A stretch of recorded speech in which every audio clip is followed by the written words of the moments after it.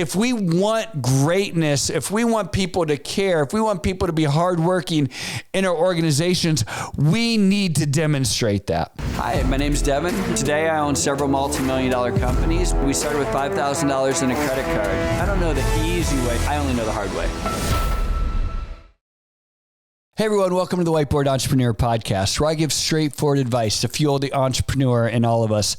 I'm Devin Dickinson, and today I want to tell you a story about a meeting I had a few weeks ago. It was an entrepreneur friend of mine. We've got to become pretty good friends over this last year or so, and he asked to meet, and so I was excited. I thought we'd get together and, generally whiteboard a session and talk about different challenges and excitement that he had going on with his business, and, maybe dreamscape a little bit, and, just kind of work through the nits and gnats of business. And so like we normally do. But this time when we sat down, he's like, hey, he goes, actually, I've really got to know some of your kids. And he goes, I really have, questions about, raising kids as an entrepreneur and someone who's very busy and has a lot going on in their life. And I was like, oh, okay, cool. Let's talk about it. And he had said, listen, I've had the privilege of watching some of your kids. And he goes, I've really admired the way you've raised your kids. First off, let me tell you, I'm not a perfect parent. I think most of these podcasts, you've heard me tell stories about how I've screwed up. So this is, I am very proud of my kids, but this is not me bragging about how listen to me for all parenting advice, because I've done more wrong than done right. But he had said, I admire your children that I know. And he goes, my kids are younger. And he goes, our lifestyles are similar. How did you go about raising your kids? What system did you use? What books did you read? What was your philosophy? And I kind of laughed and I'm like, books, systems, philosophies. I'm like, man, I guess I have all of that for business. But honestly, on the kids side, I hate to say it, but I guess I kind of wing it. Or wing it, or whatever the expression is. I just kind of shot from the hip. And I was like, first off, I was super honored that he said that, right? Like I said, my kids aren't perfect. I think they're amazing. But I know I didn't do a perfect job. And so I was really thinking this through. I'm like, well, what system did we do? And I know that, Cindy and I as parents were certainly not perfect. And I was like, well, what did we instill in them? What did we teach them? What did we drive? And, really the more that I thought about it, the best answer I could give was that I think your children are going to be who you are. Because I've thought about this, I've reflected on this, and we oftentimes, and I'm guilty of this too, right? But oftentimes we will want to teach one way, but act the other way. And so we want to teach our children to be humble, but we're pompous buttholes, right? We want to teach them to respect others, but we yell and scream at people at the airport. And again, I'm speaking out of guilt, right? Like I've been guilty of these type of things, right? Like we want to teach one thing, but we act the other way. And so what I was reflecting with him is saying, listen, I believe I know who you are as a man.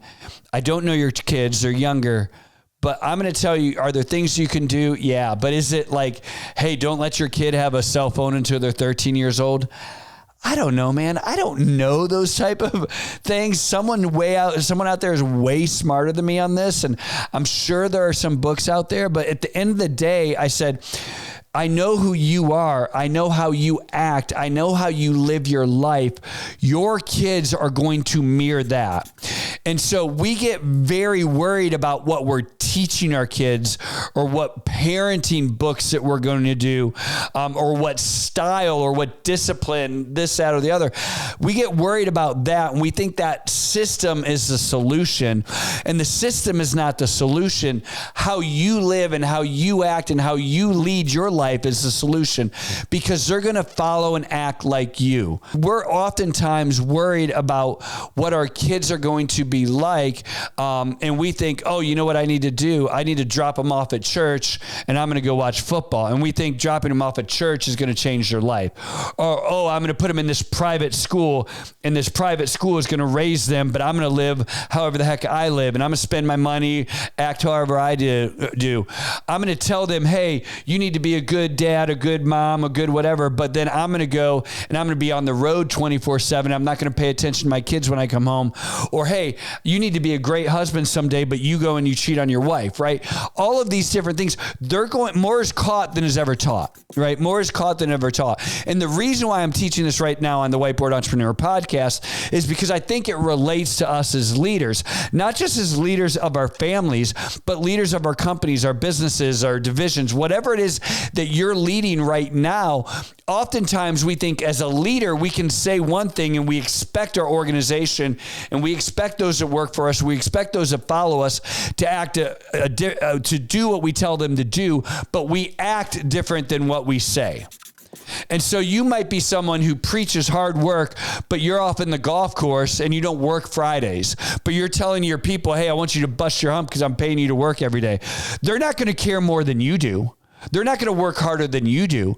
You're going to say, hey, at our company, we care about quality assurance, but you don't even take time to write a good email, right? Or everything that you do is sloppy, but you expect your company to have product and quality assurance as perfection, right? Your company is going to act like you do. You think, hey guys, I want people to treat each other great. I want people to respect each other, but you show up 30 minutes late to the meeting and make everyone wait. And so this is what happens. Your organization, your company is going to reflect you the exact same way your kids are going to reflect you. And so we think, well, I'm teaching this, I'm saying these things, therefore do what I'm saying, but my actions are exactly opposite of what I'm saying. And so this meeting that I had with my friend was really enlightening, not just from a parenting perspective, but from a leadership perspective, because I believe the principles apply. That if we want greatness, if we want people to care, if we want people to be hardworking in our organizations, we need to demonstrate that. Whatever we demonstrate, people will do. And so let me challenge you right now. What can you do? What does your life look like today at your company? Are you demonstrating the type of work? Are you demonstrating the type of quality? Are you demonstrating the way that you want to treat each other, right? Are you treating people the correct way? Are you demonstrating what you desire out of your company? And then let me also challenge you this at home. If your child became the same type of person that you are, is that going to make you proud? Are you going to be happy with who they are? And again, like I said, none of us are perfect, right? But are you demonstrating what you want your children to be? Are you demonstrating what you want your employees to be and what you want your company to be? These are the questions that you need to ask yourself today. And if you do, and you're honest and you deal with the answers and you make some significant changes in your life, I know that this will help you.